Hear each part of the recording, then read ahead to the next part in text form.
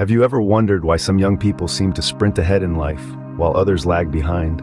What's the secret sauce that propels them towards success? It's often not just about talent or intelligence. It's about mentorship and competitiveness. Consider the story of Lisa, a renowned entrepreneur. As a teenager, she was just another face in the crowd. She loved video games and spent hours immersed in virtual worlds. But one day, she stumbled upon a coding workshop in her neighborhood and decided to give it a go. There, she met Mark, a software engineer who saw potential in her. He became her mentor, guiding her through the labyrinth of coding. She learned, she stumbled, she got back up, and she persevered. Lisa's competitive spirit was awakened. She started to see the world as a grand game, full of challenges to overcome and levels to ascend.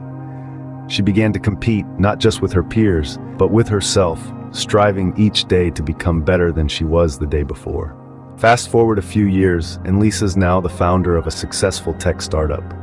She attributes her success to her mentor and her competitive spirit. She took action, sought guidance, embraced competition, and set clear goals for herself. The importance of finding a mentor, being competitive, and taking deliberate action cannot be overstated.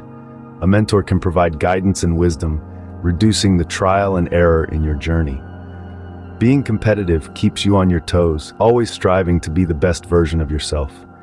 And taking action, no matter how small, brings clarity and progress. In your youth, it's essential to seize opportunities, learn from experiences, and avoid procrastination. These are the years to explore, to make mistakes, to grow.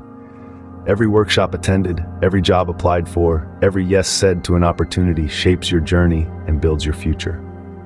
Remember, life isn't about waiting for the storm to pass, it's about learning to dance in the rain. Embrace the challenges, seek out mentorship, and stoke the fires of competitiveness. Because in the grand game of life, you're not just competing with others, you're competing with the person you were yesterday. And every day is a new chance to level up.